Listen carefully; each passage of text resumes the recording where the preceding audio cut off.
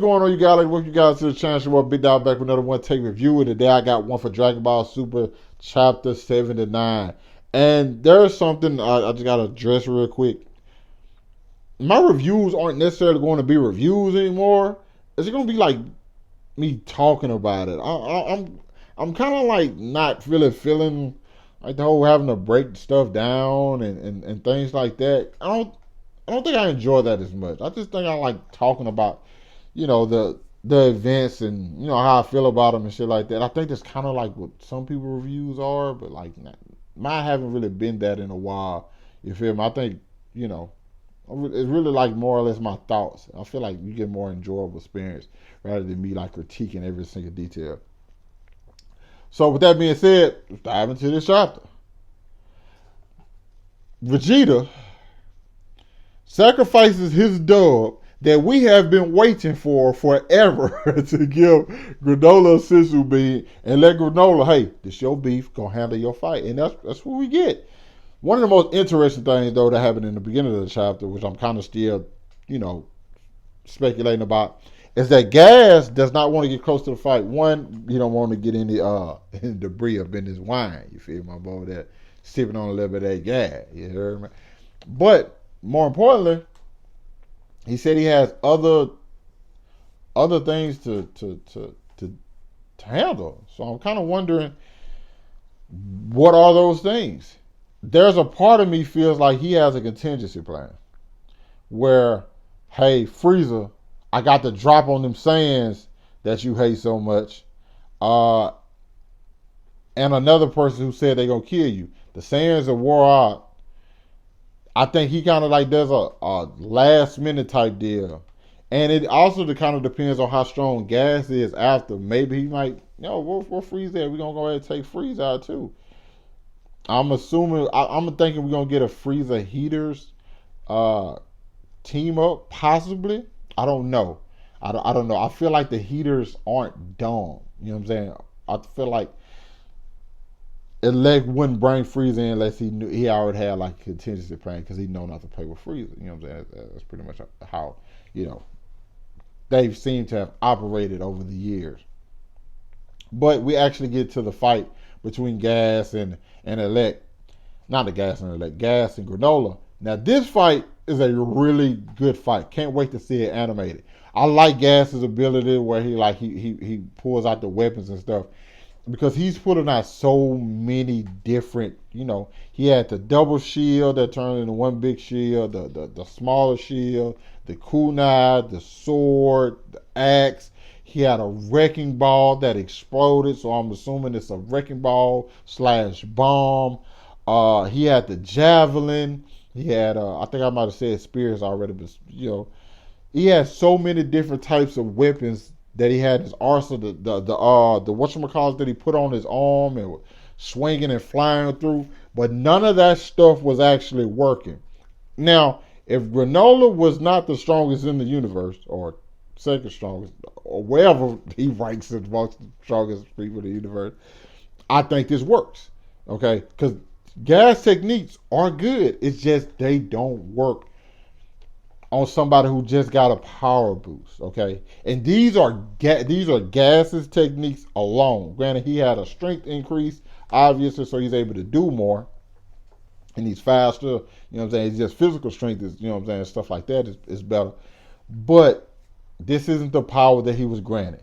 But because he wanted to win with his own power, the stuff that he's trained, the stuff that he telling it, like, because he kind of, there's a part of me feel like he feels bad.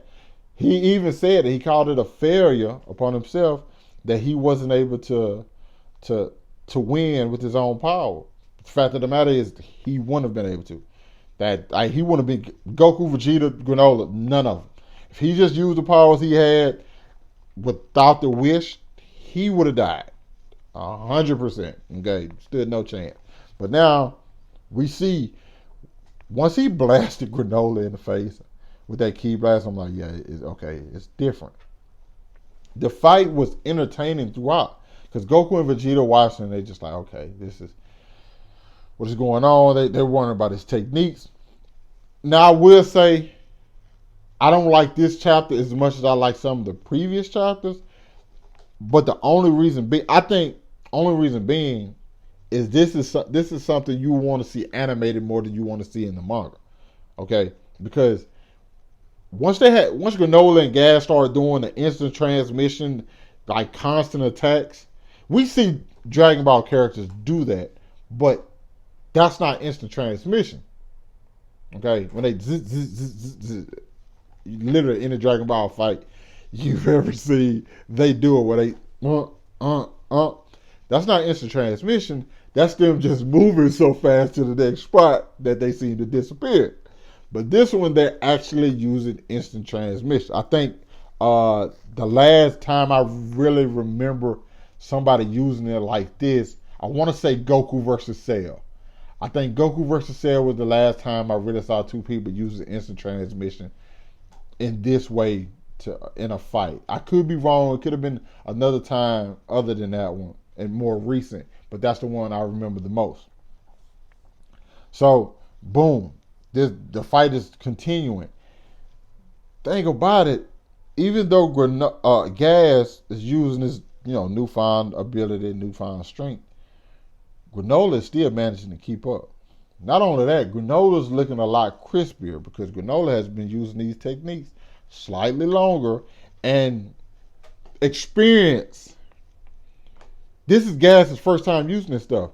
Granolah just had to use it on two of the strongest beings in the universe in Goku and Vegeta, and still almost managed to come out on top. Technically, it was going to come out on top because he was about to kill Vegeta. This Gas first time using them. Granola's sense is a little bit more crisp, and he's fresh. Gas is also fresh, obviously, but Granola's a little bit more fresh. So, boom, he's a little bit more used to this stuff. So he's getting the advantage, and it's honestly, you can tell that it's bothering Gas quite a bit. And Vegeta even states, he's like, well, Granolah has a chance. I think it's going to be more, even though I think Granolah has about 3 years left to live. And I do think Gas's potential was higher than Granola's, but I don't know how long Gas's people also live as well. So Granolah technically condensed 150 years into himself, where if, let's say, Gas lives for 100 years, he condensed maybe 50 years together. It might have been, more potential, but less years. You feel me? And that might have balanced things out. We don't know. So it's going to be real interesting to see. I think the thing I'm more concerned about the most is I don't know where we go from here, because this is a fight in Dragon Ball with big implications in which Goku and Vegeta are not involved. Just think about that for a second. You have basically what feels like we coming to the climax of an arc where I know a lot of people was like, Vegeta gonna win. Goku probably has to win. Neither one of them are at the forefront right now. Vegeta chose to take a back seat to this, just because it's not his fight. So at what point do they actually get brought back into it? Because, in all honesty, this is no longer feeling like the typical Dragon Ball arc. And it hasn't felt like that for a while.